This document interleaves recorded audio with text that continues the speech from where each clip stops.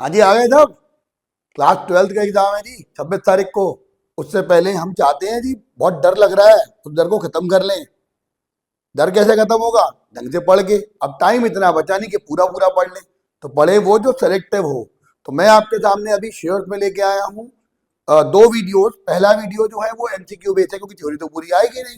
तो MCQ base है, theory plus numerical, जिसमें प्रीवियस ईयर क्वेश्चन भी शामिल है, जिसमें कुछ इंपॉर्टेंट एस्पेक्ट भी शामिल है और कुछ नए क्वेश्चन भी शामिल है। हर तरह की वैरायटी मिलेगी। और इसके बाद जो अगला वीडियो आएगा उसमें आएंगे न्यूमेरिकल्स, बड़े न्यूमेरिकल्स, जिससे कि हम बाकी चीजें कवर कर सकें। इश्यू ऑफ शेयर्स के जो बेसिक क्वेश्चंस हैं वो स्टार्ट करते हैं, देखते हैं। चलिए, देखिए लिखा है the maximum amount with which the company registered is called. आपको ध्यान हो, मैंने बताया था कि कोई भी कंपनी जब रजिस्टर होती है तो अपने कैपिटल क्लॉज में जो कैपिटल लिखती है उसे हम maximum share capital, authorise share capital, registered share capital या नॉमिनल शेयर कैपिटल भी कहते हैं। तो कोई भी कंपनी जो मैक्सिमम कैपिटल होती है उसे क्या बोलते हैं? हम उसे हम बोलते हैं ऑथोराइज शेयर कैपिटल। देखिए ऑलरेडी टिक लगा हुआ है, ठीक है। चलिए, दूसरी बात, the liability of share holder of a company is limited company, sorry, of a public limited company is limited to. Obvious बात है, मान लीजिए 10 रुपए का शेयर है, आपसे 2 रुपए एप्लीकेशन का मांगा है, 3 रुपए अलॉटमेंट का, और 2 रुपया फर्स्ट कॉल का, और 3 रुपए का फाइनल कॉल बाकी है। तो आपकी जो लाइबिलिटी बनेगी, जो अनपेड अमाउंट होगा उसके रिगार्डिंग बनेगी। तो इसका आंसर क्या होगा? Unpaid value of share. अगली बात, minimum number of members in case of a public company. ध्यान रखना, प्राइवेट कंपनी के केस में 2, उधर मैक्सिमम होते हैं 200, लेकिन पब्लिक लिमिटेड कंपनी के केस में मैक्सिमम मिनिमम 7 और मैक्सिमम की कोई लिमिट नहीं होती। तो इसका आंसर क्या होगा? 7। देखिए जरा इसके बाद स्क्रीनशॉट लेते जाइए संकेतन। अब अगली बात, as per the companies act 2013 companies can not issue. Company क्या जारी नहीं कर सकती? देखो, बोनस शेयर जारी कर सकती है, इरिटेबल प्रिवेंट शेयर, क्योंकि प्रिवेंट शेयर के लिए भाई टाइम पीरियड सर्टेन होता है, ठीक है। 10 साल के अंदर आपको पैसा वापस करना है, ठीक है। तो इस बात को ध्यान रखिएगा। कैसे तो 20 साल भी है, तो इस बात को ध्यान रखिएगा। इरिटेबल प्रिवेंट शेयर अब सरकारी तौर पे जारी नहीं होते, कानूनी तौर पे जारी नहीं होते। आगे बात, विच of the following statement is true. तो सीबीएसई में देखिए 2023 में आ चुका है, the share of a public limited company is not free transferable. देखो शेयर है तो ट्रांसफरेबिलिटी तो होगी, ठीक है। तो पहला पॉइंट गलत है। फिर लिखा है paid up capital is that part of the subscribe capital which has been called up. तो पेड अप कैपिटल वो होती है जो चुका दी गई है, मांगी नहीं गई है, तो ये भी गलत है। The company can not raise more capital than the amount of capital as specified in memorandum association. देखो वो रेज कर सकती है, ठीक है, उसके लिए ऑल्ट्रेशन हो सकता है। लेकिन अगली बात, the part of the uncalled capital which is called only in the event of winding up of the company is called reserve capital. बिल्कुल सही डेफिनेशन लिखी है। ऐसी कोई कैपिटल जो केवल वाइंड अप के समय मांगी जाती है वो रिजर्व कैपिटल होती है, फ्यूचर के लिए रिजर्व की हुई। तो इसका आंसर होगा डी। इसका भी स्क्रीनशॉट ले लीजिए। देखिए टॉपिक वाइज टॉपिक है आपके लिए सारे एमसीक्यू। अब देखिए, issue of share for cash at par, at premium, calls in arrear, over subscription, advance, उन सबके क्वेश्चन क्या है। देखो, amount collected at premium on securities can not be utilised for. देखो सेक्शन 52 क्या कहता है? जब भी कभी कोई कंपनी अपने शेयर को फेस वैल्यू से ज्यादा पे जारी करेगी उसे बोलेंगे हम issue of share at premium. Section 52 subsection 2, ध्यान रखना, सेक्शन 52 सबसेक्शन 2 या क्लॉज 2 ये कहता है कि प्रीमियम का यूज 4 जगह पे कर सकते हो आप। पहली बात, रिडेम्पशन के टाइम पर दिए जाने वाले प्रीमियम के लिए। दूसरी बात, बोनस शेयर जारी करने के लिए। तीसरी बात, buyback of its own share के लिए। और चौथी बात, फिक्टिशियस एसेट को रिटर्न ऑफ करने के लिए। देखिए कौन सा ऑप्शन है इसमें? तो क्या है? Issuing fully paid up bonus share to the member, भाई कर सकते हैं, सही है साबित। तो राइडिंग ऑफ प्रीमियरी एक्सपेंसेस ये भी कर सकते हैं। Premium payable redemption of debenture, preference share कर सकते हैं, लेकिन परचेज ऑफ फिक्स्ड एसेट्स के लिए प्रीमियम का यूज नहीं कर सकते। सेक्शन 52 सबसेक्शन 2 में नहीं लिखा है ऐसा। आगे, एज पर कंपनीज एक्ट 2013 का security premium balance can be utilised for with the following purpose. देखो वही है, सीबीएसई से पहले पर 2023 का सवाल है। Issuing bonus to existing share holder to convert partly paid up share to fully paid up share, कर सकते हैं साहब। दूसरी बात, प्रोवाइडिंग फॉर प्रीमियम पेबल और रिडेम्पशन ऑफ डिबेंचर। देखिए पहली बात, कैन बी यूटिलाइज है, मेरी गलती रही यहाँ पर, कैन बी यूटिलाइज है। तो बोनस शेयर को जारी करने के लिए कर सकते हो, पार्टली कन्वर्टेबल को फुली, पार्टी पेड अप को फुली पेड अप बनाने के लिए नहीं कर सकते प्रीमियम का यूज। दूसरी बात, प्रोवाइडिंग फॉर प्रीमियम पेबल और रिडेम्पशन ऑफ डिबेंचर कर सकते हैं। Writing off all capitalise expenditure, capitalise नहीं होते हैं साहब, फिक्टिशियस असेट्स होती हैं, तो ये नहीं हो सकता। बायबैक ऑफ शेयर होता है, डिवेंचर नहीं हो सकता, तो ये भी नहीं हो सकता, तो आंसर क्या होगा? बी। ठीक है, स्क्रीनशॉट लेते जाइए संकेतन। आगे अब देखिए, ये न्यूमेरिकल आया, थोड़ा सा अच्छा सवाल है, ध्यान से देखिएगा, सीबीएसई सैंपल पेपर 2023 का है, बहुत अच्छे तरीके से इसे कवर करिएगा। क्या लिखा है देखिए, Attire Limited issued a prospectus inviting application for 12,000 share of 10 each, payable 3 with application, 5 with allotment, and balance on call. Public had applied for certain number of shares and application money was received. Which of the following application money, if received, restrict the company to proceed with the allotment of share as per SEBI guidelines? देखिए SEBI guidelines कहती है कम से कम 90% मिल जाना चाहिए, तो जो 90% से कम होगा उसको मना किया जाएगा। 90% तक, 90% या उससे ऊपर वाले को एक्सेप्ट कर लिया जाता है, उस लॉट को एक्सेप्ट कर लिया जाता है कि हाँ भाई इनको अधिकार हो गया, आप कंपनी के तौर पे अपने शेयर को इशू कर सकते हैं, वो इशू ऑथराइज हो जाता है। लेकिन 90% से कम पर ऑथराइज नहीं होता। तो गौर करके देखिए कितने शेयर थे, यहाँ पर 12,000 शेयर थे, 12,000 का 90%, देखिए 12,000 का 90%, 10,800, 3 रुपए का एप्लीकेशन, तो 32,400 से नीचे वाला जो भी अमाउंट है वो रिजेक्ट हो जाएगा। तो देखिए यहाँ पर कितना होगा, देखिए 36,000 90% से ऊपर है, ये 90% है ना, ये 90% से ऊपर है, तो 90% से कम कौन सा होगा? 30,000। अगर 30,000 रुपए एप्लीकेशन में मिलते हैं तो उस केस में शेयर को जो इशू किया आपने उसको ऑथराइज नहीं किया जाएगा, पैसा आपको वापस करना पड़ेगा। 32,400 से 1 रुपया कम होगा तो भी रिफंड करना पड़ेगा, क्योंकि वो मिनिमम सब्सक्रिप्शन का क्लॉज वहां पूरा नहीं हो रहा। इंपॉर्टेंट क्वेश्चन है, बहुत ध्यान से देखिएगा इसे, है ना। चलिए आगे देखिए, Manmohan limited invited application for issuing 50,000 equity share of ten each at par, the amount payable as per share was as follows. देखिए सीबीएसई 2023 में आ चुका है, एप्लीकेशन पर 3, अलॉटमेंट पर 4, फर्स्ट एंड फाइनल कॉल पर 3। फिर क्या लिखा है, application for receive for 1,45,000 equity shares, application for 20,000 equity share were rejected and remaining application were allotted shares on pro rata basis. ठीक है, देखिए आपको कितना मिला था, थोड़ा छोटा कर देते हैं इसको। उसने क्या बोला हुआ है कि आपको 1,45,000 शेयर्स मिले हैं, आपने इशू कितने किए थे? 50,000। आपने क्या किया, 20,000 इक्विटी शेयर को रिजेक्ट कर दिया, इनका पैसा वापस कर दिया, बाकी को प्रो राटा बेसिस पर सेटल कर दिया। ठीक है भाई, तो ये प्रो राटा ग्रुप हमारे सामने ये रहा। Excess application money received with application was adjusted towards sum due on allotment and first and final call। बताइए कॉल एडवांस पे कितना पैसा जाएगा? तो देखिए एक चीज गौर करिए, उसने हमको यहाँ पर कितने शेयर एक्स्ट्रा है, ध्यान रखिएगा, शॉर्ट ट्रिक बता रहा हूँ, कितने शेयर एक्स्ट्रा थे? 75,000। इस पर एप्लीकेशन कितना? 3 रुपए के हिसाब से 2,25,000 हमको मिल चुका था। अब मैं ऐसे आपको बोलता कि 1,25,000 शेयर्स हैं, 3 रुपए के हिसाब से 375 मिलेगा, इसमें से 50,000 शेयर पर 3 के हिसाब से 1.5 लाख एडजस्ट कर लिया, बाकी एक्स्ट्रा अमाउंट 2,25,000 है, इसको निकालने की जरूरत नहीं है, सीधे सीधे देखो 75,000 शेयर एक्स्ट्रा है और इन शेयर पर 3 के हिसाब से एप्लीकेशन 2,25,000 एक्स्ट्रा था। अब इसमें से अलॉटमेंट पर कितना आपने एडजस्ट कर लिया होगा, तो जितने शेयर इशूड होते हैं उसके अकॉर्डिंग देखो, 50,000 शेयर पर 4 के हिसाब से अलॉटमेंट, आपने 2 लाख रुपए अलॉटमेंट पर एडजस्ट कर लिए होंगे, तो 50,000 इंटू 4, तो अल्टीमेटली जब 2 लाख रुपए एडजस्ट कर लोगे तो कॉल्स एडवांस पे कितना अमाउंट बाकी बचेगा?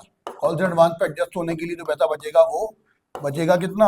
25,000 रुपया। तो इसका आंसर क्या होगा? बी। उम्मीद करता हूँ आसानी से समझ में आ गया होगा, एक नंबर का एमसीक्यू, ज्यादा टाइम लगना भी नहीं चाहिए। अगला देखिए 5वां, Amrish limited offered 20,000 equity share of ten each of these 1,98,000 share were subscribe. तो अंडर सब्सक्रिप्शन हो गया, सारी एंट्री 1,98,000 शेयर से ही होंगी। The amount was payable with 3 on application, 4 on allotment and balance on first call. If a shareholder holding 3,000 shares defaulted on first call, what is the amount money received at first call? तो देखो जरा, 1,98,000 के थे, 3,000 ने default कर दिया, तो कितने बचे? 1,95,000। और फर्स्ट कॉल है कितने का? फर्स्ट कॉल है 343, तो 3 रुपीज का, तो ये हो जाएगा 5,85,000 रुपीज। तो आंसर क्या होगा इसका? बी। बात समझ में आई? स्क्रीनशॉट ले लीजिए, थोड़ा बड़ा कर देते हैं इसको, देखिए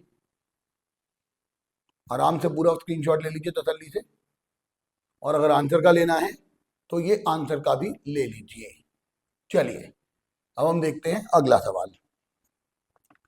issue of share for consideration other than cash. आपने वेंडर वाले केसेस पढ़े होंगे, ये उसी के एंट्रीज हैं, बहुत ध्यान से देखिएगा। क्या है? Net asset minus capital reserve is. अब जरा गौर करिए होता क्या था। आपको पता हो कि अगर हम नेट एसेट में से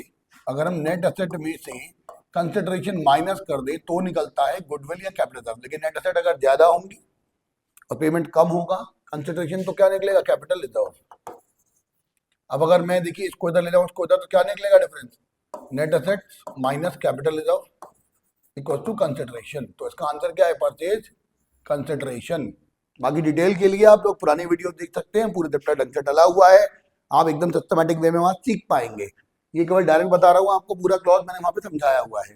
देखिए सीबीएसई 2023 में बोर्ड में आ भी चुका है। आगे, if the purchase consideration is less than the amount of net asset which account will be credited to the difference amount.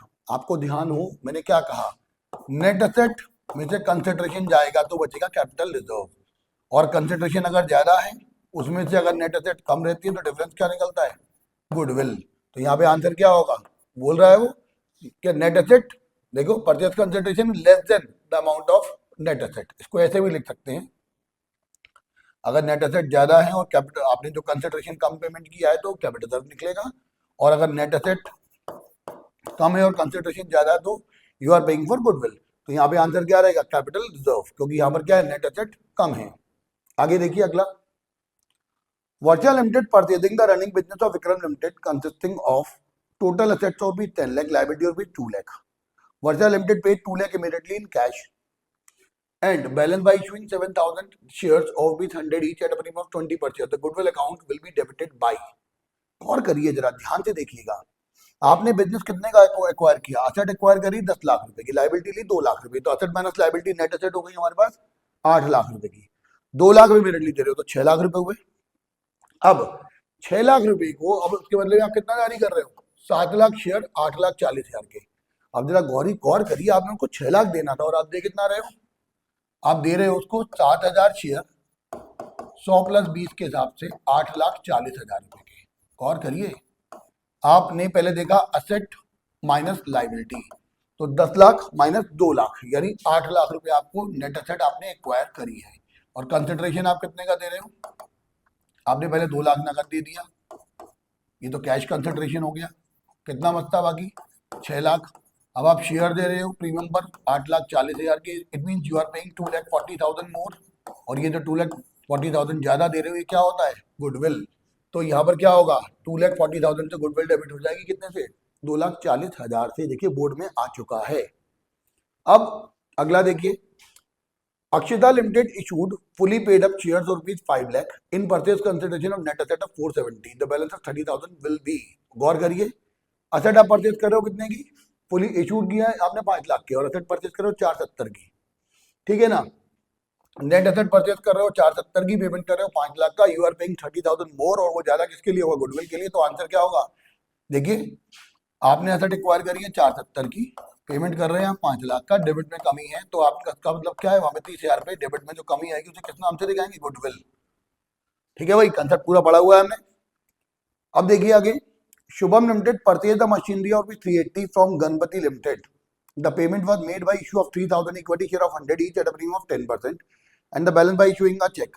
The amount of cheque issued in favour of Ganpati limited was. तो देखो हमने क्या किया है, गौर करिए, 380 उसको देना था, 3 लाख के शेयर 30,000 प्रीमियम पर, तो 3,80,000 में से 3 लाख के शेयर घटाओ, 30,000 का प्रीमियम घटाओ, तो अल्टीमेटली उसे 50,000 रुपए का चेक देना था। उसका अमाउंट आंसर क्या होगा? D, option D 50,000। देखिए ये भी बोर्ड में आ चुका है। उम्मीद करता हूँ टॉपिक अच्छे से आया होगा, स्क्रीनशॉट ले लीजिए। अब जो अगला सवाल है बहुत इंपॉर्टेंट है, ध्यान से देखिएगा। Rancho limited took over assets worth भी 20 लाख, असेट आपने लिखने 20 लाख की, और फिर उसने क्या बोला हुआ है? From PK limited by paying 30% through bank draft and balance by issue of shares of 100 each at a premium of 10%। The entry to be passed with Rancho by Rancho limited for settlement will be. देखिए क्या रहेगा, किस तरीके से entry को check करेंगे। ध्यान रखना, पहली बात, जब आप कंसिडरेशन का पेमेंट कर रहे हो तो कुछ पैसा तो नगद दे रहे हो उसमें, चलो ठीक है साहब, पेमेंट कितना किया आपने? देखिए 2 लाख रुपए का आपने बिजनेस खरीदा था, असेट परचेज की थी 20 लाख रुपए का, सॉरी 20 लाख का 30% यानी कि 6 लाख आपने पेमेंट किया है, यानी कि बैंक में तो 6 लाख रुपए आएगा। ठीक है, तो अल्टीमेटली ये वाला ऑप्शन तो वैसे का वैसे ही कट गया। ठीक है, अब तीसरी बात तो ये है, ठीक है 6 लाख रुपए तो कम से कम पेमेंट होगा ही होगा। अब देखते हैं पहले बाकी और क्या रहेगा। देखो 6 लाख से कम तो होगा नहीं, है ना, तो ये वाला ऑप्शन तो वैसे ही कट गया, मैंने पहले ही कहा। अब बाकी बचा 14 लाख।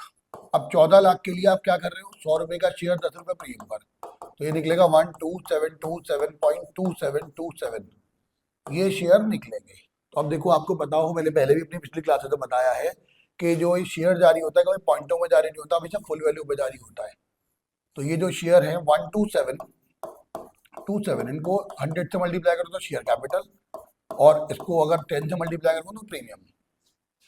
तो अब देखिए दो सवाल जो हैं उसमें आप ध्यान से समझिएगा, ये वाला ऑप्शन भी जो थर्ड वाला है ये भी गया, क्योंकि देखिए 12727 है 27। अब देखिए 127,300 ये नहीं निकलेगा, देखिए प्रीमियम निकलना था 127,270 और ये निकलेगा 1272700, तो ऑप्शन ये भी गया। अब जो पॉइंट वाइज वैल्यू है, देखो हमने पेमेंट कितना किया था, 6 लाख किया था कि नहीं, ये रहा, प्लस जो पॉइंट वैल्यू है उसको अगर मैं मल्टीप्लाई कर दूं 100 रुपए से, तो 0.2727, इसको मैं अगर कहूँ तो 0.3 कह सकता हूँ round of.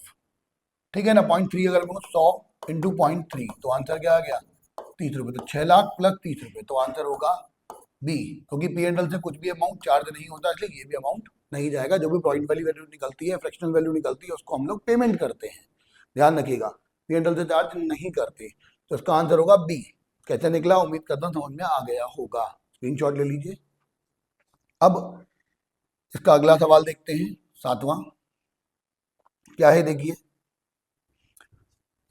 A company purchase machinery for rupees 6 lakh, out of which 1 lakh was paid immediately, यानी कि 6 लाख में से 1 लाख गया, 6 लाख में से 1 लाख गया, तो अब कितना बचा, 5 लाख। अब क्या बोला है, and the balance amount was discharge by issue of equity share of 100 each eight 25% premium, यानी कि 100 रुपए का शेयर 25 रुपए प्रीमियम पे आपने जारी किया है। तो पूछा नंबर ऑफ शेयर कितने होंगे, तो डिवाइड करके देख लीजिए, 5 लाख डिवाइड बाई 125, तो आंसर आ जाएगा 4000। ये 4000 शेयर होगा भाई। एक मिनट, 10 रुपए का शेयर है, मेरी गड़बड़ी नहीं, सॉरी, 10 प्लस 2.5, तो ये निकल आएगा 40,000 शेयर। गलती हो जाती है कई बार, आप देख लीजिए कि बोर्ड में आ चुका है ये वाला सवाल। ठीक है, तो उम्मीद करता हूँ अच्छे से समझ में आ गया होगा, तो आप लोग स्क्रीनशॉट ले सकते हैं इसका आराम से। चलिए अब बढ़ते हैं आगे की तरफ। अगली जो हेडिंग है वो forfeiture and ratio of forfeited share. अब क्या होगा, अब देखिए इसमें से एक सवाल आना ही आना है, ध्यान रखिएगा, पिछले में से भी आएगा, लेकिन इसमें से तो एक सवाल आएगा ही आएगा। विद शॉर्ट ट्रिक मैं आपको सिखाऊंगा, बहुत ध्यान से देखिएगा, और ऐसी शॉर्ट ट्रिक के बस छू मंतर है, इमीडिएटली आएगी। देखिए, eight the time of forfeiture of share, share capital account is debited with, आपको ध्यान हो तो जब आपने पढ़ा था तो क्या पढ़ा था कि जब शेयर आप फॉरफीट करते हो तो ट्रीटमेंट क्या होता है। सबसे पहले आप शेयर कैपिटल अकाउंट को डेबिट करते हो कॉल्ड अप अमाउंट से, फिर जो पैसा नहीं मिला है वो तो उसके नाम से, जैसे मान लीजिए अलॉटमेंट नहीं मिला, कॉल नहीं मिला, तो वो उसके नाम से, या फिर इन दोनों की जगह पे कॉल्स इन एरियर भी लगाती हूँ।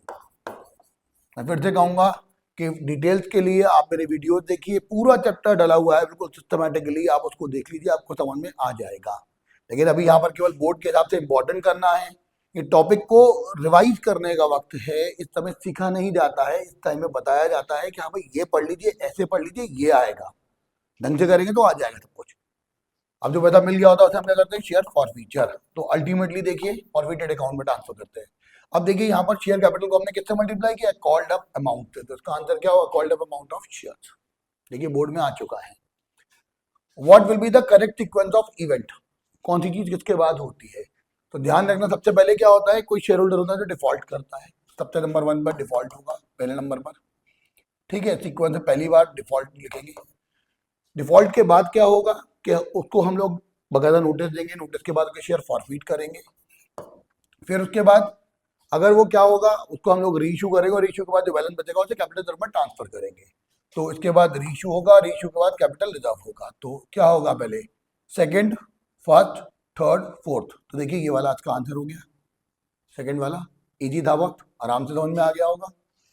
अब देखिए सवाल, सवाल कैसे होगा।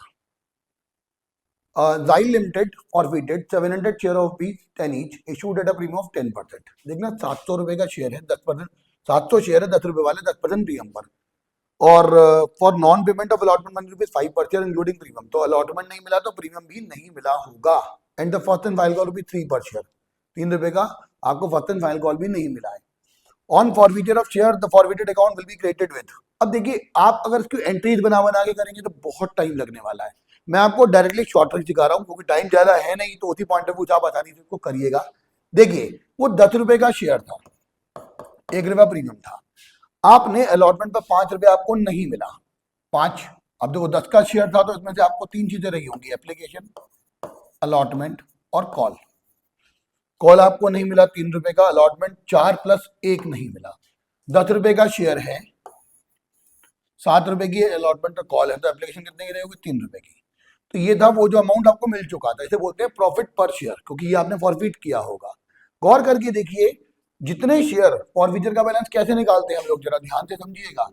फॉरफीचर का बैलेंस कैसे निकालते हैं, फॉरफिटेड शेयर का बैलेंस निकलता है प्रॉफिट पर शेयर इनटू अनरीइश्यूड शेयर, अनरीइश्यूड शेयर। बस फ्री चीज लगाइए, फॉर्मूले में आएंगे। देखिए प्रॉफिट पर शेयर कितना था, 3, क्योंकि यही आपको फॉरफिट कर सकते हो, अलॉटमेंट मिला नहीं है, फाइनल कॉल मिला नहीं है, 3 रुपए पर शेयर प्रॉफिट था। और अनरीइश्यूड शेयर कितने हैं, तो देखिए 700 फॉरफिट किए थे, इसमें से आपने सारे के सारे जारी कर दिए हैं, तो अनरीइश्यूड शेयर 700 के 700, तो आंसर क्या आ गया, 2100। देखिए आया। अब आप पूरा सॉल्व करेंगे तो टाइम तो लगेगा साहब, इसमें पूरा टाइम नहीं लगना है, इसमें सीधी सीधी बात है, वो कितना रुपया मिल चुका है। 10 का शेयर है, 7 रुपए नहीं मिले, 5 में से एक तो प्रीमियम था ना, प्रीमियम मिला या नहीं मिला उसे तो हटा देते हैं, फॉरफिट नहीं करते प्रीमियम को। तो अल्टीमेटली देखिए तो क्या रहेगा, 5 में से 1 रुपया प्रीमियम था, तो 4 रुपए का अलॉटमेंट नहीं मिला, 3 रुपया कॉल नहीं मिला, मिला क्या था 3। प्रॉफिट पर शेयर था 3, 700 शेयर थे, अनरिश्यूड रहे पूरे पूरे, तो 700 × 3 2100 रुपए, देखते ही आंसर निकल आएगा, जरूरत नहीं पड़ेगी आपको सॉल्व करने की ज्यादा। ठीक है, चलिए स्क्रीनशॉट ले लीजिएगा इतने का। आगे देखिए, if 10,000 shares of each 10 each were forfeited for non-payment of final call rupees 3 per share। गौर करिए उसने क्या कहा है, 10,000 shares of each 10 each were forfeited for non-payment of final call rupees 3 per share and only 700 shares were reissued for 11 per share as fully paid up। What is the amount of maximum possible discount that company can allow at the time of reissue of the remaining 3,000 shares। कितना maximum amount जारी कर सकती है, गौर करिएगा, simple सा तरीका है इसका भी, पूरा पूरा सॉल्व करेंगे, पूरा सॉल्व करके आंसर निकालेंगे, टाइम लगेगा। मैं आपको जुगाड़ बताता हूँ, 1 मिनट में आंसर निकलेगा। देखिए यहाँ पर देखिए 10 रुपए का शेयर है, 3 रुपए की कॉल नहीं मिली, तो 60 रुपए मिल गया होगा, ये होगा प्रॉफिट पर शेयर। आपको ध्यान हो, तो कोई भी कंपनी अपने शेयर को अगर डिस्काउंट पे जारी करती है, रीइश्यू करती है, तो डिस्काउंट का मैक्सिमम अमाउंट, उसकी जो मैक्सिमम रेट होती है वो होती है अमाउंट ऑफ फॉरफीचर के बराबर। तो फॉरफीचर का जो अमाउंट था वो 7 रुपए था, ठीक है कि नहीं, उससे ज्यादा वो जारी नहीं कर सकती। तो 7,000, ये 3,000 शेयर पर 7 के हिसाब से कितना निकलेगा, हो जाएगा 21,000 रुपए, यानी वो 21,000 का डिस्काउंट 3,000 शेयर पर दे सकती है किसी भी तरीके से। ठीक है, बात समझ में आई, बहुत सिंपल है, आराम से देखो कवर हो जाता है, पूरा सॉल्व करने की जरूरत नहीं पड़ती है। आगे देखिए, Vishnu limited forfeited 20 share of 10 each 8 called up on which John had paid application allotment money rupees 5 पर शेयर। ठीक है, तो जरा इसको देखते हैं, पूरा कवर करते हैं। ये तो इसका था answer. Of these 15 share were issued to Parker as fully paid up for rupees 6 per share। What is the balance of share forfeited account after the relevant amount has been transferred to capital reserve। वो forfeiture का balance पूछ रहा, तो मैंने आपसे कहा था profit पर शेयर इनटू अनरीइश्यूड शेयर। प्रॉफिट पर शेयर कितना था, 8 रुपए कॉल्ड अप है, उसने 5 रुपए चुका दिए हैं, तो प्रॉफिट पर शेयर कितना है, 5। अनरीइश्यूड शेयर, तो देखिए 20 शेयर फॉरफिट किए थे, रीइश्यू कर दिए 15, तो अनरीइश्यूड शेयर कितने बचे, 5। तो 5 × 5 आंसर कितना आ गया, 25। देखिए आ रहा है, सिंपल है भाई, बिना किसी टेंशन के कवर कर पाओगे, सीधी बात। शॉर्ट ट्रिक बहुत इजी है मेरी, बड़े आराम से आप सीख पाएंगे। चलिए अगला देखते हैं, 6 वाला। A company forfeited 4,000 share of 10 each on which application money of 3 per share has been paid। Of these 2,000 share were reissued as fully paid up and 4,000 has been transferred to capital reserve। आपको बताना है कि calculate the rate at which these share were reissued। बताइए reissued amount कितना था, अब screenshot ले लीजिए पहले पुराने वाले का, क्योंकि मैं हटाने वाला हूं ये। तो देखिए क्या होगा, क्या होगा, बहुत इजीली तरीके से आपको समझ में आ जाएगा। देखिए अभी इसमें क्या कह रहा है वो, 4,000 शेयर आपने फॉरफिट किए थे 10 रुपए वाले, पर 3 रुपए पर शेयर मिला था, ठीक है। अब इसमें आपका जो प्रॉफिट पर शेयर है वो 3, आपको बता दूं कैपिटल रिजर्व का अमाउंट कैसे निकलता है, वो होता है प्रॉफिट पर share minus loss on reissue पर शेयर,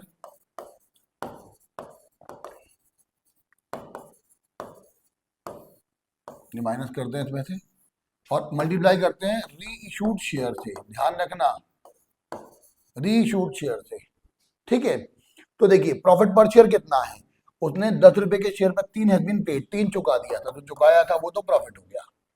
और आपने उसने कहा है कि 2,000 शेयर आपने रीशूट किया फुली पेड अप मानते हुए, और 4,000 has been transfer to capital reserve. तो देखिए कैपिटल रिजर्व का अमाउंट पता है 4,000, आपको ये नहीं पता कितने रुपए के डिस्काउंट पर, तो हमने मान लिया उसको एक्स। कितने शेयर थे रीशूट किए आपने, 2,000। इसको सॉल्व करेंगे तो देखिए 4,000 divide by 2,000, 3 minus x, x को सॉल्व करेंगे तो आंसर आएगा 1, यानी डिस्काउंट 1 रुपया रहा होगा। अब फुली पेड अप वाला शेयर 10 रुपए वाला शेयर 1 रुपए के डिस्काउंट पर कितने में जारी किया आपने, लॉस 1 रुपए के लॉस पर 9 रुपए में जारी किया होगा, आंसर आ गया 9।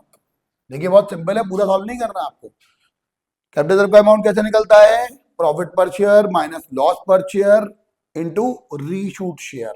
देखिए कैपिटल रिजर्व का अमाउंट 4,000 पता है, प्रॉफिट पर शेयर पता है, लॉस नहीं पता वो एक्स मान लिया, रीशूट शेयर पता है 2,000, सॉल्व करेंगे एक्स वैल्यू निकलेगी 1, यानी फुली पेड अप शेयर 10 रुपए वाला शेयर 1 रुपए डिस्काउंट पे जारी किया, 1 रुपए के लॉस पे जारी किया, तो कितने में जारी किया, 1/9 में। आंसर सामने है, पूरा सॉल्व करने की जरूरत नहीं है। अब देखिए अगला, Vania limited forfeited 20,000 equity share of 10 each for non payment of first and final call rupees 40 per share, the maximum amount of discount that the company be reissued will be. तो देखिए जितना पैसा मिल चुका होगा, 100 में से 40 मिल चुके थे, सॉरी नहीं मिले थे, लेकिन नॉन पेमेंट, तो 60 रुपए मिल चुके, तो 60 रुपए पर 20,000 शेयर पर कितना हो जाएगा, 12 लाख रुपए। देखो आ गया आंसर। तो इस तरह से ये जो सवाल थे, 4-5 सवाल 7 सवाल, इसमें देखिए 5 न्यूमेरिकल थे, ये पांचों न्यूमेरिकल में से कोई एक न्यूमेरिकल चाहे 3 नंबर में आए चाहे एमसीक्यू में आए, लेकिन आएगा जरूर भाई, बहुत ढंग से कवर कर लीजिएगा, स्क्रीनशॉट ले लीजिए। अगली बात, disclosure of companies balance sheet, balance sheet में कैसे डिस्क्लोज करते हैं पूरी चीजों को। तो देखिए क्या लिखा है, Raman limited was registered with an authorized capital of 5 crore divided into shares of 10 each. The company offered for subscription for 4 lakh shares. Application were received for 4,50,000 shares. तो देखो आपको कितने शेयर के लिए पैसा मिल रहा था, 4,50,000 के लिए। Application for 50,000 shares were rejected. चलो साहब, a shareholder holding 10,000 shares failed to pay the first and final call of 2 per share. The share subscribed capital of the company will be, तो देखिए 50,000 शेयर रिजेक्ट कर लिए, 4 lakh share आपको subscribe हुए होंगे। 4 lakh share में अब share holder holding 10,000 share fail to pay first and final call 2 per share, ठीक है। तो इसमें से एरियर माइनस करिए जरा, तो देखिए कितने थे उसके शेयर, 10,000, 10,000 पर 2 के हिसाब से उसने 20,000 रुपये नहीं दिया। 4 लाख शेयर कितने के थे, 10 रुपए के, तो 40 लाख के थे। 40 लाख में से 20,000 रुपये नहीं मिला, तो मिला कितना आपको, 39,80,000। देखो आंसर क्या होगा, डी। अब विच of the following statement is true और आर ट्रू, कौन सा स्टेटमेंट सही है। तो देखिए पहला है ऑथोराइज कैपिटल हमेशा कम होती है शूट शेयर कैपिटल से, नहीं भाई, ऑथोराइज हमेशा ज्यादा होगी, ऑथोराइज में से शूट करोगे, बराबर हो सकती है, कभी भी ऑथोराइज कम नहीं होगी, तो पहला स्टेटमेंट तो गलत है। दूसरा, ऑथोराइज कैपिटल बराबर हो सकती है, ज्यादा हो सकती है शूट के, हाँ भाई ये सही है।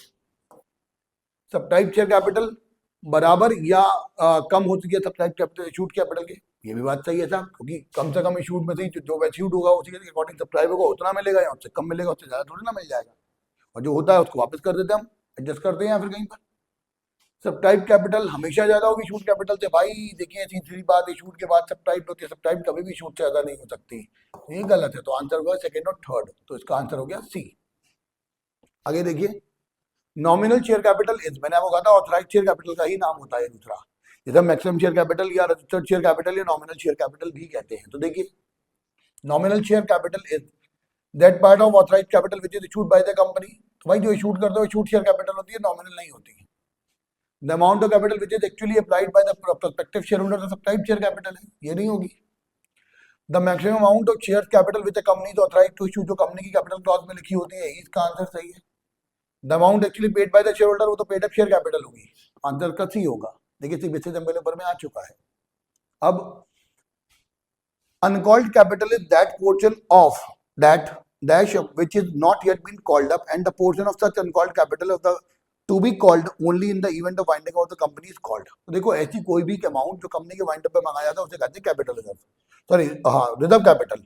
तो देखिए यहाँ पर रिजर्व कैपिटल वाला ऑप्शन होगा, तो ऑप्शन में इन दोनों में से कोई एक होगा। फिर दूसरी बात, uncalled capital is that portion of, uncalled capital मतलब कॉल सिनेरियर वाली जो मांगी नहीं है अभी, तो सब्सक्राइब शेयर कैपिटल का पार्ट होता है। तो आंसर क्या होगा इसका, ए। चलिए तो इस तरीके से हमने जल्दी से कवर किया है, बस थोड़ा सा लास्ट बचा है रीजन असर्शन और स्टेटमेंट बेस्ड क्वेश्चन, और फिर ये चैप्टर यहाँ पर थ्योरी बेस्ड इसका खत्म हो जाएगा। इसमें से 3 नंबर का भी एक सवाल आ सकता है कोई भी, और एमसीक्यू के बेसिस पर भी आ सकते हैं। तो ध्यान रखिएगा, करीब 4 से 5 नंबर की वीडियो कवर कर रही है, बहुत आराम से देखिए। इसके बाद जो अगला वीडियो है वो पूरा शेयर्स कवर करेगा और आगे का डिबेंचर भी कवर करेगा। देखिए जरा क्या है, असर्शन लिखा है forfeiture of share refers to the cancellation of or termination of membership of a shareholder by taking away the shares and rights of membership। सब स्टेटमेंट तो सही है, बिल्कुल सही है। जब शेयर फॉरफिट कर लेते हो तो उसका नाम रजिस्टर ऑफ मेंबर्स में से हटा दिया जाता है, बिल्कुल सही है साहब। Forfeited share can be issued at discount, हो सकते हैं, और डिस्काउंट का अमाउंट कितना हो सकता है, फॉरफिचर के अमाउंट से ज्यादा नहीं हो सकता। तो दोनों स्टेटमेंट सही है, लेकिन ये दोनों स्टेटमेंट अलग अलग बातें हैं, इसलिए ऑप्शन क्या रहेगा, ए और आर दोनों सही है, लेकिन आर ए का करेक्ट एक्सप्लेनेशन नहीं है, ठीक है। तो आंसर हो गया बी। आगे देखो दूसरा, the security premium account is not to be debited at the time of forfeiture if the premium has been received in respect of the forfeited share, ठीक है। क्या लिखा, देखो security premium account is not to be debited, जब कभी premium का amount मिल चुका होता तो प्रीमियम को डेबिट नहीं करता, सही कह रहा था बिल्कुल। सेक्शन 52 सबसेक्शन 2 कह रहा है कि section 52 subsection 2 of the Companies Act 2013 restrict the use of security premium received or credited to security premium account। ये भी सही कह रहा है और करेक्ट एक्सप्लेनेशन भी है। तो आंसर क्या होगा इसका, ए। आगे देखिए स्टेटमेंट बेस पे, sweat equity can be issued at discount. देखो स्वेट इक्विटी होती क्या, अगर कोई कंपनी अपने एम्प्लॉइज को अपने जो उनकी पास सर्विसेज के लिए, उनके टेक्निकल नो हाउ के लिए उनको कोई शेयर फेस वैल्यू से कम पे जारी करती है, तो उसे हम क्या बोलते हैं, स्वेट इक्विटी, ठीक है। तो sweat equity can be issued at discount, तो हाँ साहब डिस्काउंट पे भी हो सकता है, प्रीमियम भी हो सकता है, पार पे भी हो सकता है, तो ये तो सही है, बिल्कुल सही है exactly. Share issued to promoters are debited to incorporation cost और गुडविल अकाउंट, ये भी बिल्कुल सही है। तो दोनों ही स्टेटमेंट सही है, पहला स्टेटमेंट भी सही है, दूसरा स्टेटमेंट भी सही है, तो आंसर होगा ए, ठीक है। दूसरा, excess of net asset purchase over purchase consideration is called capital reserve, सही है साहब, बिल्कुल यही होता है, मैंने आपको बताया था अभी। Security premium account is credited with the amount of premium received eight the time of issue of share, ये भी सही है, दोनों स्टेटमेंट सही है, तो आंसर क्या होगा, ए। आगे तीसरा, at the time of forfeiture of share, share capital account is debited with the amount called up on those shares, ये तो सही है साहब, लेकिन profit on ratio of forfeited share is transferred to general reserve, no साहब capital reserve होता है, दूसरा गलत है। तो पहला सही है, दूसरा गलत, तो स्टेटमेंट बेस कौन सा हो गया, सी, यही स्टेटमेंट होता है। तो भाई ये बात तो हुई कि शेयर्स कैसे होंगे। अब शेयर्स के तो हमने एमसीक्यू कवर किए, अब हम कवर करते हैं डिबेंचर्स के। देखिए जरा टॉपिक क्या है, issue of debenture by a company. तो देखिए क्या है पहला, which of the following statement is incorrect about debenture, debenture के बारे में इनमें से कौन सा स्टेटमेंट गलत है। पहली बात, interest on debenture is an appropriation of profit, हो भैया पहले ही गलत है, क्योंकि it is charge against profit, आपको ब्याज देना ही पड़ता है चाहे आपको प्रॉफिट है लॉस। दूसरा अगर पढ़ लेते हैं, debenture holders are the creditor of company, सही है साहब, क्रेडिटर फॉर लोन होते हैं। Debenture can be issued to vendor at discount, ये भी हो सकता है। शेयर डिस्काउंट भी जारी नहीं हो सकता, डिबेंचर हो सकता है। Debenture is not paid on sorry interest is not paid on debentures issued as collateral security. तो ध्यान रखना, जो डिबेंचर इशूड होते हैं उस पर इंटरेस्ट आपको पे करना होता है, प्लेज होंगे उस पर नहीं करना होता है, ठीक है। तो कौन सा इनकरेक्ट है, केवल ए। तो आंसर क्या हो गया, interest on debenture is an appropriation of profit, क्योंकि वो एप्रोप्रिएशन नहीं होता, चार्ज होता है। आगे देखिए दूसरा, विच of the following statement is incorrect, बताइए कौन सा स्टेटमेंट गलत है। पहली बात, interest on debenture is a charge and not an appropriation, बिल्कुल सही है साहब। Debentures can be issued at discount, ये भी हो सकता है। Debenture holder do not have any voting right, ये भी बिल्कुल सही है। Debentures can not be converted into shares, भैया डिवेंचर कन्वर्टेबल होते हैं, ध्यान रखना। आप रिडेम्पशन और डिवेंचर आईएससी वाले पढ़ते हैं, उनसे पूछिए, वहां होता है कि डिवेंचर को आप कन्वर्ट करा सकते हैं, कन्वर्जन मेथड होता है वहां पे। डिवेंचर को दूसरे किसी डिवेंचर में, शेयर्स में, वो भी इक्विटी या प्रेफरेंस शेयर में कैसे भी कन्वर्ट कराया जा सकता है। तो आंसर क्या होगा, वो डी आंसर होगा, ये इनकरेक्ट है इसमें। डैश, अब देखो third, while issuing dash type of debentures company doesn't give any undertaking for the repayment of money borrowed by issuing such debenture। भाई सीधी बात क्या है, वो अंडरटेकिंग नहीं देती है कि पैसा कब वापस करेगी। तो ऐसे केस में उसको हम बोलते हैं नॉन रिडीमेबल डिवेंचर, ऐसे डिवेंचर जिनका कोई अंडरटेकिंग नहीं किया कि रिडेम्पशन कब होगा, जिनका रिडेम्पशन नहीं होगा, पैसा वापस नहीं होगा, उसे बोलते हैं नॉन रिडीमेबल डिवेंचर। ठीक है, अब ये होते क्या है बाकी, जीरो कूपन रेट डिवेंचर, अगर इसको डीप डिस्काउंट बॉन्ड भी बोलते हैं। किसी कंपनी ने 100 रुपए का डिवेंचर 70 रुपए में 70 रुपए के लिए जारी किया, मतलब मैंने आपसे 70 रुपए का लोन लिया और बदले में 100 का डिवेंचर दे दिया है।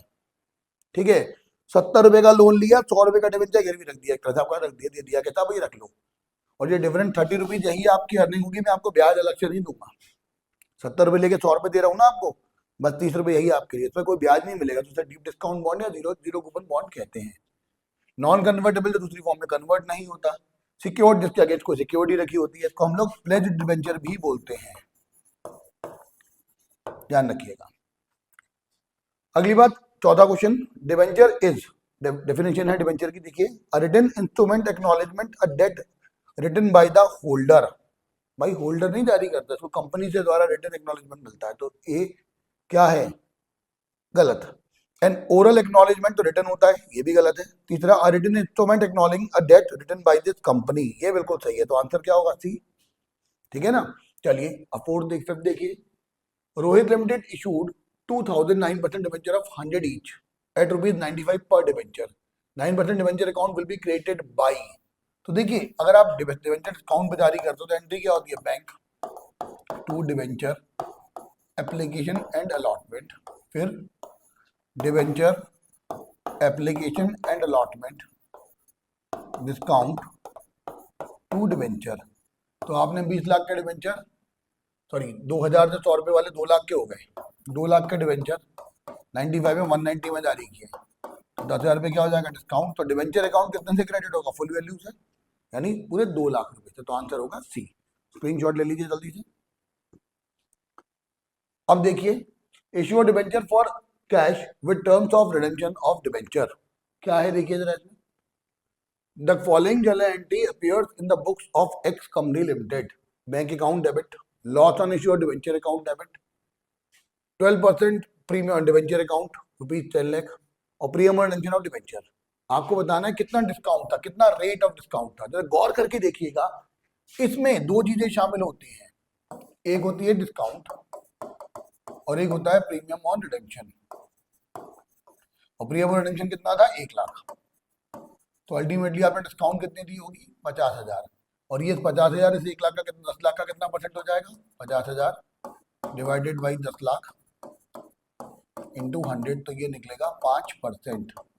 तो इसका आंसर हो गया बी। ठीक है भाई, समझ में आया, चलिए वेरी गुड। अगला देखते हैं, थोड़ा सा इधर मूव कर देते हैं, ज्यादा अच्छे से देखेंगे सारी चीजें, थोड़ा बड़ा भी कर देते हैं इसको। क्या लिखा है, when debenture are issued at discount and were redeemable at premium, which of the following account is debited at the time of issue। तो देखो, जब कभी डिस्काउंट पे इशू करोगे और रिडेम्पशन प्रीमियम पर होगा, जब भी डिबेंचर का रिडेम्पशन प्रीमियम पर होता है तो वहां पे लॉस ऑन इशू अकाउंट खोला जाता है, डिस्काउंट उसमें शामिल की जाती है। तो आंसर क्या होगा, सीधे सीधे इसका आंसर सी, दिखने में लग रहा है सीधे सीधे। आगे लिखा है देखो, Anuradha limited issued 2 lakh 7% debenture of which 100 each at a discount of 5%, redeemable at a premium of 5%. Discount on issue of debenture and premium on redemption were accounted for through loss on debenture account। ठीक है साहब, ये तो हम पहले भी करते हैं।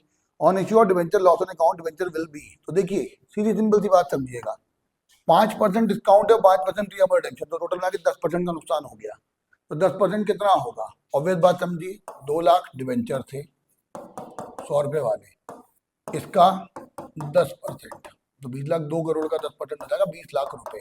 तो देखो इसका आंसर होगा सी। सीधे सिंपल सी बात है, काय को अलग अलग कैलकुलेट करके देखोगे, स्टेटमेंट सीधे से निकल आएगा, एक लाइन में आंसर आ जाएगा। आगे देखिए फोर्थ, स्क्रीनशॉट ले लीजिए इतने का पहले। अब देखिए फोर्थ क्या है। फोर्थ में Diksha limited issued 4009% debenture of 100 each at a discount of 10%, redeemable at a premium. अब उसने बोला है रिडीमेबल एट अ प्रीमियम, अब ये नहीं बताया प्रीमियम का अमाउंट कितना था, अकाउंट परसेंटेज कितना था। Discount on issue debenture and premium redemption account was accounted for through loss on debenture account. जो भी डिस्काउंट और लॉस है दोनों को मिला के लॉस के नाम से दिखाओगे। अमाउंट ऑफ लॉस कितना है, 60,000 रुपए। तो बताइए प्रीमियम रिडम्पशन कितना था। तो आपको मैंने क्या कहा था, लॉस में दो चीजें शामिल होती हैं, एक तो होती है डिस्काउंट और एक होता है प्रीमियम ऑन रिडम्पशन। लॉस आपको पता है 60,000, डिस्काउंट आपको पता था कितना 10%, तो 4,000 100 रुपए के हिसाब से 4 लाख के हो गए, 4 लाख का 10% 40,000। तो ऑब्वियस बात है प्रीमियम रिडम्पशन कितना होगा, 20,000। तो आंसर क्या होगा, देखिए सी। आया कि नहीं।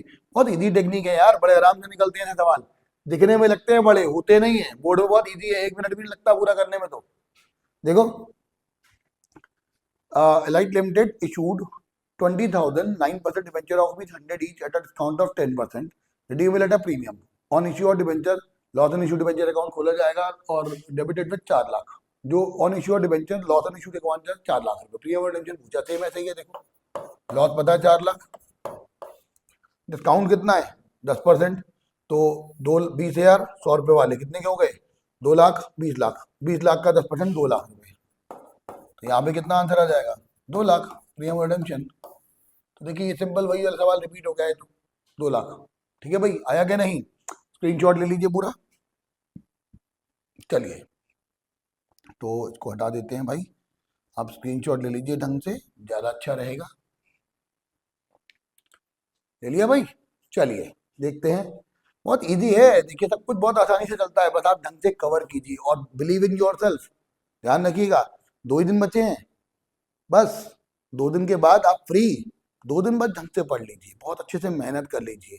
ध्यान रखना, लगता है लोगों को बहुत डिफिकल्ट है, कैसे होगा कैसे होगा, भाई ध्यान रखना, कोई भी लक्ष्य बड़ा नहीं, हारा वही जो लड़ा नहीं। और आप तो विनर है भाई, काहे लड़ रहे, लड़िए, आगे देखेंगे क्या होता है। साथ हैं आपके हम सब। देखिए अगली हेडिंग है issue of debentures for consideration other than cash. अब देखिए वेंडर वाला केस आ गया, क्या होगा इसमें, ध्यान से देखिए। Alexa limited purchase building from Siri limited for ₹8 lakh. The consideration was payable by issuing of 6% debenture of 100 each at a discount of 20%। The 6% debenture account is credited with, कितने रुपए से क्रेडिट होगा। देखिए बिल्डिंग कितनी खरीदी थी, 8 लाख रुपए की। कंसिडरेशन आप कितना दे रहे हो, 100 प्लस डिस्काउंट 20%, सॉरी। तो देखो क्या रहेगा, 8 lakh amount due to vendor upon face value minus discount, ये हो जाएंगे 10,000 डिवेंचर। 10,000 डिवेंचर 100 रुपए के हिसाब से कितने के हो गए, 10 लाख रुपए के। तो आंसर क्या होगा, बी। सीबीएसई से मेरे पर 2024 का ही क्वेश्चन है ये, तो है ना, बहुत आसानी से हो गया। देखिए आगे देखिए, मायरा लिमिटेड टू असेट्स और भी 12 lakh and liability rupees 4 lakh. इसका मतलब हमने उसको 8 लाख रुपीज देने थे। For an agreed purchase consideration of 9 lakh, the amount was payable by issuing 11% debenture of 100 या discount of 10%। The amount the number of debenture issued will be. तो देखिए परचेज कंसिडरेशन कितना तय हुआ था, पहली बात तो समझना वो गुडविल निकलेगी वहां पर, लेकिन कंसिडरेशन कितना देना था, 9 लाख। और इसके लिए आप 100 रुपए का डिवेंचर 10 रुपए डिस्काउंट पे जारी कर रहे हो, इसका मतलब आपने 10,000 डिवेंचर इशू किए होंगे। तो इसका आंसर क्या आ जाएगा, अभी। ठीक है भाई। चलिए अगला देखते हैं, third. Premier auto limited purchased assets of the value of ₹360 from Anand Limited and made the payment of purchase consideration by issuing 11% debenture of 100 each at a discount of 10%. The number of debenture issued to Premier Auto Limited क्या होगा। तो देखिए कितना रहेगा, 360 देना था आपने उसको, 100 रुपए वाला 10% डिस्काउंट पर, तो ये आ जाएगा 4,000 डिवेंचर। देखिए 4,000 डिवेंचर 100 रुपए के हिसाब से 4 लाख के, 10,000 40,000 डिस्काउंट पर आपने कितने में जारी होंगे, 360, आसानी से हो जाएगा। तो आंसर क्या निकल आएगा, amount due to vendor upon face value minus discount, premium होता तो जुड़ जाता। बिल्कुल सेम सही सवाल है, दोनों कवर हुआ। स्क्रीनशॉट ले लीजिए। अगली बात, अगला टॉपिक है इशू डिबेंचर कोलेटरल सिक्योरिटी। ये कोलेटरल सिक्योरिटी होता क्या है? मोस्ट इंपॉर्टेंट क्वेश्चन है, बड़े में भी आ सकता है, छोटे में भी आ सकता है, बहुत तरीके से पढ़िएगा इसको। देखिए, कोलेटरल सिक्योरिटी होता है एडिशनल सिक्योरिटी। जब कभी कोई कंपनी कोई लोन लेती है तो बदले में एक टेंजिबल एसेट गिरवी पे रखी जाती है। हो सकता है कि समय के साथ साथ उस टेंजिबल वैल्यू की, एसेट की वैल्यू कम हो जाए या ब्याज का भार ज्यादा पड़ जाए, तो जो जो मनी लेंडर है वो आपसे एडिशनल सिक्योरिटी की डिमांड कर सकता है। इस केस में अगर आप एडिशनल सिक्योरिटी के तौर पर अगर अपने डिवेंचर उसके पास प्लेज यानी गिरवी रखते हो तो उसे सेकेंडरी सिक्योरिटी के तौर पर डिवेंचर एक्सेप्ट को करेगा। इसको हम क्या बोलेंगे? Issue of debenture as collateral security. Collateral मतलब एडिशनल। तो एडिशनल सिक्योरिटी के तौर पर डिवेंचर जारी जब होते हैं, इशू होते हैं, जब प्लेज किए जाते हैं, सॉरी इशू तो नहीं होता, प्लेज होता है, तो इन सब केस आपको जो ब्याज देना है वो केवल लोन के अमाउंट पे देना है। वो जो डिवेंचर प्लेज किए हैं उस पर नहीं देना आपको ब्याज। ये तब तक डिवेंचर सामने वाले का प्लेज रहेंगे, गिरवी रहेंगे, जब तक आप कर्जे का अमाउंट नहीं चुकाते। अगर आपने कर्जे का अमाउंट चुका दिया तो इन सच केस वो आपको आपके डिवेंचर वापस कर देगा। अगर आपने कोई डिफॉल्ट किया तो अपना राइट इन्वोक कर लेगा, यूज कर लेगा, फिर वो डिवेंचर का एक्चुअल इशू मान लिया जाता है। आगे जाके वो पूरा प्रोसीजर होता है, आगे पढ़ेंगे। क्या है देखिए, on issue of debenture collateral security which account is debited. तो आपको बताया था दो मेथड होते हैं। पहले मेथड में हम क्या डिवेंचर जारी करते थे, एंट्री क्या होती है? बैंक, सॉरी लोन लेने की, बैंक टू बैंक लोन। और दूसरे वाले मेथड में क्या था? पहले लोन लेने की entry, bank to bank loan, और फिर डिवेंचर प्लेज करने की एंट्री, डिवेंचर सस्पेंस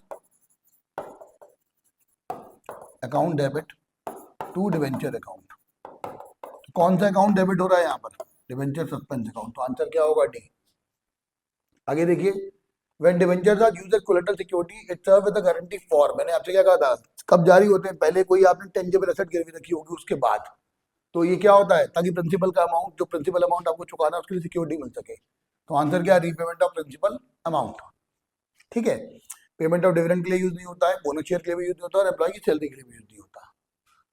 आगे देखिए, third, the main advantage of using debenture as collateral security is. आप क्या हो रहा है? सामने वाला जो मनी लेंडर है वो चाह रहा है भाई सिक्योरिटी, और आप उसको सिक्योरिटी के तौर पे आप डिवेंचर दे रहे हो, तो वो सेटिस्फाई हो जाएगा कि हाँ भाई पार्टी फ्रॉड नहीं है, तो मार्केट में आपकी क्रेडिट वर्दीनेस बढ़ती है। सीधी सिंपल सी बात। तो मेन एडवांटेज क्या है? Reduce interest rate. नहीं था इंटरेस्ट रेट पे कोई फर्क नहीं पड़ता। इंक्रीज लिक्विडिटी, लिक्विडिटी पे भी कोई फर्क नहीं पड़ेगा, कोई डिवेंचर लॉन्ग टर्म लोन है। लोअर टैक्सेशन, टैक्स पे भी कोई फर्क नहीं पड़ता, इंटरेस्ट पे तो टैक्स लगे, इंटरेस्ट टैक्स फ्री होता है, बाद में लगता है उस पर। तो अल्टीमेटली एनहेंस्ड क्रेडिट वर्दीनेस। तो आंसर क्या होगा? सी। अगला देखिए, debentures offered as collateral security are typically backed by. मैंने आपसे क्या कहा था? कोई ना कोई टेंजिबल एसेट गिरवी रखी होगी पहले, उसके बाद होगा, तो आंसर हो जाएगा टेंजिबल एसेट्स। अगली बात, इन केस ऑफ डिफॉल्ट, अगर आप डिफॉल्ट करते हो तो debenture holders with collateral security को क्या राइट मिलता है? तो ध्यान रखना, वो एक्चुअल डिबेंचर बन जाते हैं, और एक्चुअल डिबेंचर को प्रेफरेंस शेयर और इक्विटी शेयर से पहले पैसा मिलेगा, प्रायोरिटी मिलेगी। तो ऑप्शन देखिए, इक्विटी शेयर होल्डर से प्रायोरिटी मिलेगी, bonus share holder, bond share holder से, क्रेडिटर से, या सप्लायर से। तो देखो, सप्लायर तो कुछ होता ही नहीं, मान के चलिए, तो क्रेडिटर, बॉन्ड होल्डर और इक्विटी, तो इक्विटी शेयर से पहले उनको प्रायोरिटी मिल जाएगी। स्क्रीनशॉट ले लीजिए।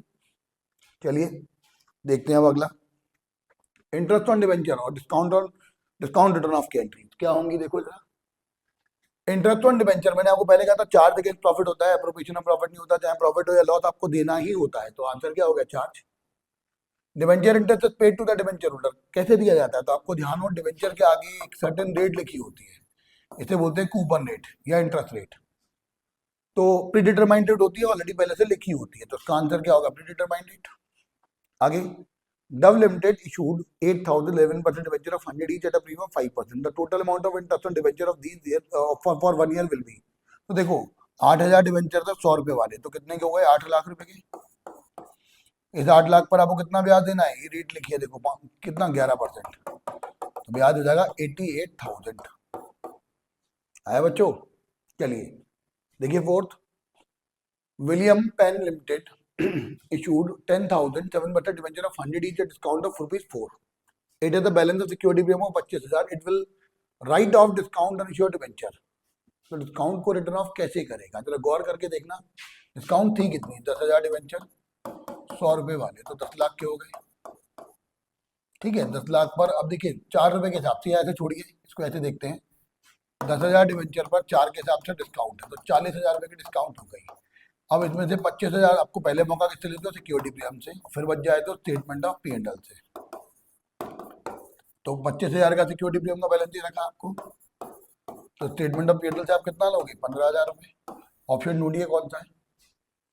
पहला वाला नहीं है, दूसरा वाला नहीं है, तीसरा वाला है। फाइनेंस कॉस्ट कवर हो जाएगा, तो आंसर सी होगा। आगे देखिए जो पांचवा है उसमें क्या लिखा है, Savitri limited issued 50,000 8% debenture of 100 each at a certain rate of premium. यानी प्रीमियम पर आपने इशू किया था, और प्रीमियम का यूज हम loss on issue of redemption को, loss on issue of debenture को चार्ज करने के लिए करते हैं, ध्यान रखना। और इसका रिडेम्पशन 10% प्रीमियम पर है। ठीक है, चलिए। Eight the time of writing of loss on issue of debenture statement of P&L account was debited bye 2 lakh. मतलब आपको ये अमाउंट तो पता है 2 लाख, ठीक है ना। और आपको बताना है कितना अमाउंट ऑफ प्रीमियम पर जारी किया गया। वो तो देखो, पहले हमने देखा 50,000 डिबेंचर थे 100 रुपए वाले, तो ये हो गए 50 लाख रुपए के। इस पर आपने प्रीमियम रिडेम्पशन दिया 10%, तो 50 लाख और 10% हो जाएगा 5 लाख रुपए। 5 लाख रुपए टोटल लॉस है। इस लॉस को दो जगह से चार्ज करते हो आप, एक तो स्टेटमेंट ऑफ P&L से और दूसरा सिक्योरिटी प्रीमियम से। स्टेटमेंट ऑफ P&L से आपने यूज किया 2 लाख रुपीज, तो ऑब्वियस बात है सिक्योरिटी प्रीमियम से कितना किया होगा? 3 लाख। अब ये 3 लाख इस 50 लाख का कितना परसेंटेज होगा? तो देखिए 3 lakh divide by 50 lakh into 100, तो आंसर विल बी 6%। तो आंसर होगा सी। ठीक है भाई, इंपॉर्टेंट सवाल है, ध्यान से देख लीजिए, ऐसे सवाल आते हैं। अब रीजन असर्शन और फिर स्टेटमेंट बेस, और ये टॉपिक भी खत्म, बहुत जल्दी से खत्म हुआ है। देखिए असर्शन है the discount on issue of debenture is charge to security account, security premium account. सही है साहब, ये तो सही है। The discount on debentures issued is issue is noted as a capital loss and has to be written off during the years of its issue। ध्यान रखना, years में नहीं होता, केवल उसी साल होता है। यानी ये स्टेटमेंट गलत है, पहला सही है दूसरा गलत, तो आंसर क्या हो गया? सी, है ना। स्टेटमेंट बेस में क्या होता है? ए सही है, आर सही है, आर ए का करेक्ट एक्सप्लेनेशन है। दूसरा स्टेटमेंट आंसर बी क्या होता है? ऑप्शन ए सही है, आर सही है, दोनों, लेकिन करेक्ट एक्सप्लेनेशन नहीं है। सी में क्या होता है? ए सही है, आर गलत है। डी में क्या होता है? ए गलत है, आर सही है। तो यहाँ पे कौन सा लगा? सी। अगला देखिए, issue of debenture does not result in dilution of interest on equity share holder. मतलब डिबेंचर इशू करने से इक्विटी शेयर पे कोई फर्क नहीं पड़ता। तो सही है साहब, बिल्कुल सही है। डिबेंचर होल्डर है वोटिंग राइट, ये गलत है, तो पहला सही दूसरा गलत, ये भी ऑप्शन सी हो गया। असर्शन अगले वाले में, debenture holder do not enjoy any voting right. सही है साहब। A debenture holder had just lent money but does not become the owner of the company purchasing debenture। इसलिए उसे वोटिंग राइट नहीं मिलते, तो ये भी सही है, करेक्ट एक्सप्लेनेशन भी है। तो आंसर क्या हो गया ये? अगला देखो सी, preliminary expenses discount on issue of debenture share issue expenses extra are to be written off in the year in which such expenses are incurred, first from security premium and the balance is from security statement of P&L account। बिल्कुल सही कह रहा है भाई, जो भी losses होते हैं, लॉस ऑन इशू वाले या फिक्टिशियस है, तुमको हम लोग पहले किससे पूरा करते हैं? सिक्योरिटी प्रीमियम से। बचा कुछ P&L से करते हैं। रीजन देखिए अब क्या है इसका, according to section 52 of the companies act security premium can not be used for issue of fully paid up share meeting preliminary expenses. तो भैया ध्यान रखना, कैन बी यूज्ड होता है, तो कैन नॉट बी यूज्ड मतलब ये गलत हो गया। तो ऑप्शन क्या हो गया? सी। अगला देखिए, debenture holder get interest from the company, बिल्कुल सही है। Debenture holder interest is treated as an appropriation of profit, नहीं साहब, चार्ज अगेंस्ट प्रॉफिट होता, तो ये गलत है। तो ऑप्शन इसका भी क्या हो गया? सी। चलिए बिल्कुल लास्ट पर आ गए हम, स्टेटमेंट बेस, बहुत सिंपल था है, खत्म। तो क्या है देखिए, स्टेटमेंट बेस में पहला statement, security premium account can not be used to write off premium और रिडेम्पशन ऑफ डिबेंचर। तो आप देखिए ये स्टेटमेंट पहला वाला तो गलत है। फिर debentures can be issued for consideration other than cash, ये बिल्कुल सही है। स्टेटमेंट में क्या था? दोनों स्टेटमेंट सही है, ऑप्शन बी। दोनों स्टेटमेंट गलत है, ऑप्शन बी। ऑप्शन सी में क्या होता है? पहला सही है दूसरा गलत। ऑप्शन डी में क्या होता है? पहला गलत है दूसरा सही है। तो आंसर क्या होगा यहाँ पर? ऑप्शन, देखिए पहला गलत है दूसरा सही, पहला गलत है दूसरा सही, तो आंसर क्या होगा? डी। फिर तीसरी बात देखिए, when debentures are issued at collateral security debenture expense account is debited, पहला सही है। फिर इसके बाद debenture can be redeemed at discount, debenture का इशू हो सकता है डिस्काउंट पर, debenture can never be redeemed at discount, तो पहला सही है दूसरा गलत, तो ऑप्शन क्या हो गया? सी। तो देखिए सी लिखा है।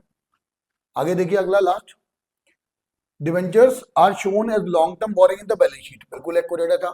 Debenture holder are paid dividend at a fixed rate, नहीं साहब डिविडेंड नहीं होता, इंटरेस्ट होता है, तो ये गलत है। तो पहला स्टेटमेंट सही, दूसरा गलत, तो इसका भी ऑप्शन क्या हो गया, सी।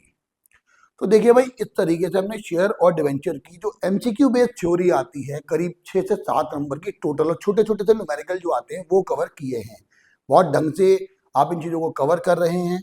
अब जो अगला वीडियो आएगा उसमें इनके फुल फ्लैश बड़े क्वेश्चन होंगे, ताकि पूरा 24 नंबर का कंसेप्ट आपको एक बार में बोर्ड में पूरे 24 में से 24 ही दिलवाए। उम्मीद करता हूँ आपको वीडियो पसंद आया होगा। भैया पसंद आया है तो प्लीज को सब्सक्राइब भी कीजिए चैनल को, और लोगों को और भी कहिए कि वो भी सब्सक्राइब करें, और अपना प्यार यूं ही बनाए रखिए, ताकि हम नए नए वीडियोस आपके लिए लाते रहें और आपको अच्छी चीजें सिखाते रहें। इसी उम्मीद के साथ कि आप लोगों का प्यार यूं ही मिलता रहेगा। अभी क्लास को यहीं रोकते हैं, फिर मिलेंगे जल्दी से नई नई क्लास के साथ, ताकि आप लोगों को अच्छे से आगे बोर्ड के लिए नंबर दिलवाए जा सके, उसके लिए मेहनत करवाई जा सके और की भी जा सके। चलिए, have a good day, bye bye.